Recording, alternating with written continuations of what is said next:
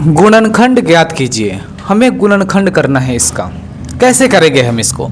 सबसे पहले हमें इसको इस 6 से मल्टीप्लाई करते हैं। तो 2 6 जा 12x²। ठीक है, 2x² को 6 से मल्टीप्लाई किया तो 12x² आ गया।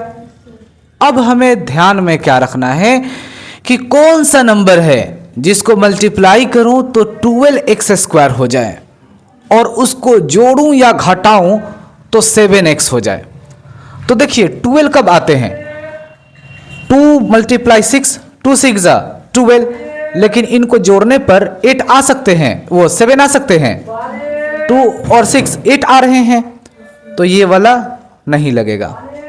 ठीक है, और 12 कैसे होते हैं? 4 3 जा 12, 4 3 जा 12। ठीक है, 4 3 जा 12 होंगे और जोड़ेंगे 4 और 3 तो 7x हो जाएंगे। तो ये रिलेशन काम आएगा। ठीक है, तो याद रखना है यहां हमें क्या लिखना होगा। ये 7x है ना, तो आपको 7x के लिए कैसे लिखना होगा? 4x + 3x। 4x और 3x कितने हो जाएंगे? 7x। और इसको मल्टीप्लाई जब आप कीजिएगा 4x और 3x को, तो 4 3 जा 12, x से मल्टीप्लाई कीजिएगा तो x² हो जाएगा। तो आपको ये वाला लिखना होगा क्योंकि इसी को जोड़ने पर 7 आ रहा है। ठीक है, तो याद रखिएगा आपको कैसे लिखना है। 2x² + 4x + 3x + 6। ठीक है, ये याद रखिएगा चीजें।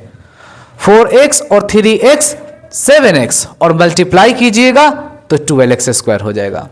ठीक है, ये वाला हम नहीं लिखेंगे, ये ध्यान में रखना है आपको। अब इसके बाद हमें क्या करना होता है? देखिए x² के बदले में हम x × x लिख सकते हैं, पता होगा ना। 3x² के बदले में हम 3 × x लिख सकते हैं। प्रोडक्ट के फॉर्म में, इनटू के फॉर्म में लिखना जरूरी होता है आपको समझाने के लिए। अगर आप समझ जाओगे तो आप यूं ही जल्दी जल्दी करने लगोगे। तो इसको हमें 2x² + 4x, ये सब को देखिए कैसे लिखते हैं। ये 2x² है तो आपको 2 × x लिखेंगे। 2x से मल्टीप्लाई करेंगे तो x² प्लस 4x के बदले में हम क्या लिख सकते हैं? 4x के बदले में हम 2 × x लिख देंगे तो क्या आ जाएगा? 4x हो जाएगा। तो 2 × x प्लस ये 3x के बदले में हमें 3 × x ही लिखना होगा, प्लस 6 के बदले में हम क्या लिख सकते हैं बताइए? तो 6 के बदले में 3 × 2, इसको रफ कर देता हूं यहां से। ठीक है, 6 के बदले में हम क्या लिख सकते हैं? 3 × 2, 3 2 जा 6, 3 को x से मल्टीप्लाई करेंगे तो 3x। ऐसे ही 4x के बदले में क्या लिखा हूं? 2 2 जा 4 और ये x। ऐसे ही 2x² के बदले में क्या लिखा हूं? 2 × x। इसका मतलब 2x² होगा, इसका मतलब हो जाएगा 4x और इसका मतलब हो जाएगा 3x और इसका मतलब हो जाएगा 3 2 जा 6। आगे ये चीजें समझ में। अब देखिए इसके बाद अब हमें क्या करना होगा। ठीक है, अब देखिए ये प्लस के अंदर क्या है और प्लस के बाहर क्या कॉमन है ये ढूंढिए। देखिए 2 यहां भी है और 2 यहां भी है, तो 2 आपको कॉमन ले लेना है। अब देखिए प्लस के बाहर और भी हैं चीजें। देखिए x है यहां भी और यहां भी एक x है, तो एक x बाहर भी होगा, यानी कि 2x बाहर होगा, यानी कि 2x कॉमन लेंगे हम। अब देखिए यहां 2 है लेकिन यहां दूसरा 2 नहीं है, तो नहीं लेंगे हम। तो हमारे पास क्या बच गया? ये x बच गया, ये कॉमन ले लिया हमने। 2x जो है मैंने कॉमन ले लिया, तो क्या बच गया मेरे पास? ये 2 और ये x कॉमन ले लिया, तो क्या बच गया? ये वाला x बच गया जिस पर मैं सर्कल लगाया हूं, प्लस ये वाला 2 बच गया। ओके, आगे समझ में। अब देख लीजिए आप यहां भी प्लस। अब देखिए अब प्लस के इस तरफ ये प्लस है ना, प्लस के अंदर यहां तक मैंने काम क्लियर कर लिया। अब यहां की बारी, प्लस के अंदर क्या है? 3 और यहाँ और प्लस के बाहर भी 3 हैं, तो 3 हम कॉमन ले लेंगे। ठीक है, अब यहाँ पर हमारा x बच गया। ये जो है ना 3, देखिए प्लस के अंदर भी 3 है और प्लस के बाहर भी 3 है, तो 3 हमने कॉमन ले लिया, तो क्या बच गया x प्लस ये 2।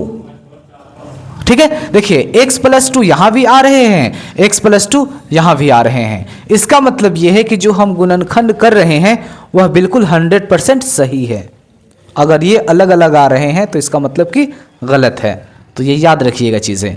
तो हम इन दोनों में से एक हम x प्लस 2 कॉमन ले लेंगे, तो क्या बच जाएगा हमारे पास 2x प्लस 3, 2x प्लस 3 बच जाएगा। ठीक है, तो इसी को हम गुणनखंड कहते हैं भाई। इस तरीके से आपको गुणनखंड आना चाहिए, और ये हो गया आपका आंसर। ठीक है, दूसरा एक और देखते हैं, x square plus 5x plus 6। आपको क्या करना है, इसको इससे मल्टीप्लाई करना होगा, तो कितना हो जाएगा 6x स्क्वायर, यही तो होगा। अब ऐसा कौन सा नंबर है जिसको मैं मल्टीप्लाई करूं तो 6x स्क्वायर हो जाए और जोड़ूं तो 5x हो जाए।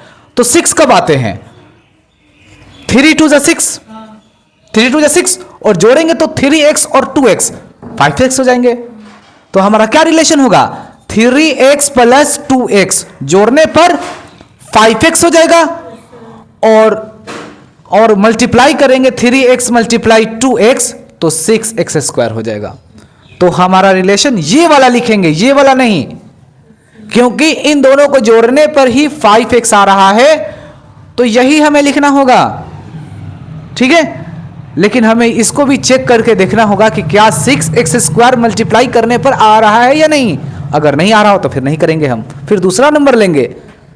ठीक है, तो याद रखिएगा दोस्तों, ये हमें लेना होगा 3x प्लस 2x, तो हमें वैसा ही लिखना है x square plus 3x plus 2x plus 6। यहां तक आ गया समझ में। 3x और 2x 5x, और मल्टीप्लाई करेंगे 3 2 6, x को मल्टीप्लाई करेंगे तो x स्क्वायर हो जाएगा। ठीक है, अब हमें क्या करना होगा बताइए, अब हमें क्या करना होगा, अब हमें कॉमन लेना होगा। तो कॉमन लेने के लिए सबसे पहले मैं इसको तोड़ देता हूं, जैसे कि x स्क्वायर है ना, तो x मल्टीप्लाई x लिख देता हूं। इस तरीके से मुझे समझाने में कोई दिक्कत नहीं होगा, आप अच्छे तरीके से समझ पाओगे। तो x स्क्वायर के बदले में क्या लिखता हूं मैं, x multiply x, plus 3x के बदले में मैं क्या लिखता हूं, 3 मल्टीप्लाई x, 3x ही होगा, प्लस 2x के बदले में क्या लिख सकता हूं मैं, 2 मल्टीप्लाई x। ठीक है, ये दिखाई नहीं दे रहा था प्रोडक्ट, लेकिन मैंने दिखा दिया। वैसे ये प्रोडक्ट में ही होते हैं, मुझे दिखाना इसलिए पड़ रहा है ताकि आपको समझ में आ जाए। अगर ये 2x है ना, तो इसका मतलब होता है 2 मल्टीप्लाई x होता है, वही होता ही है। प्लस 6 के बदले में हम क्या लिख सकते हैं बताइए, 6 के बदले में हम क्या लिख सकते हैं, 3 2 6। क्लियर, आ गया समझ में है भाई, आ गया ना। अब देखो क्या करना है, अब हमें कॉमन लेना है। ये प्लस के अंदर और ये प्लस के बाहर यहां तक देखा जाए तो क्या कॉमन है, 3 यहां है, यहां नहीं है, लेकिन x यहां है और यहां भी है, तो हम x कॉमन ले लेंगे। कॉमन का मतलब ये होता है जो दोनों में इंक्लूड हो, उसमें से बाहर निकालने को ही कॉमन कहते हैं। तो क्या बच जाएगा हमारे पास, x बच जाएगा प्लस 3 बच जाएगा। ओके, अब देखिए, अब ये प्लस है ना, अब इसके यहां अंदर और इसके बाहर क्या कॉमन है, तो देखिए 3 यहां है, यहां नहीं है, लेकिन 2 यहां भी है और 2 यहां भी है, और यहां प्लस का साइन लगा हुआ है, तो प्लस 2 हम कॉमन लेंगे, तो क्या बचेगा, x प्लस, यहां प्लस है तो प्लस, और ये 3, देख लिए x प्लस 3 यहां भी आ गया, x प्लस 3 यहां भी आ गया, यानी कि जो हम गुणनखंड कर रहे हैं वह 100% सही है। अब हमें क्या करना होगा कि इन दोनों में से एक को हमें कॉमन ले लेना होगा, x प्लस 3। तो क्या बचेगा हमारे पास, x प्लस 2, x प्लस 2, और यही होता है दोस्तों गुणनखंड। ये क्लास 8 में भी है, क्लास 9th में भी है, क्लास 10th में भी है, ये कभी पीछा नहीं छोड़ेगा, 11th में भी मिलेगा, 12th में भी मिलेगा। ठीक है, तो ये हर चीज़ें आपको आना चाहिए, इसको सीखिए। हम तो कहेंगे कि 50 क्वेश्चन करने से बेहतर है कि इस एक क्वेश्चन पर अच्छे से ध्यान लगाया जाए, इसको सीखा जाए, क्योंकि अगर आपने इसको सीख लिया तो आपको 2 या 3 नंबर मिल जाएंगे। समझ में आया? और जो 10th क्लास के हैं उसको 5 नंबर मिलेंगे। उसको चेक भी करना होता है, शून्यक भी बताना होता है, तो वो बहुत आसान है। लेकिन गुणनखंड सीख रहे हैं तो फिलहाल यहीं तक सही है।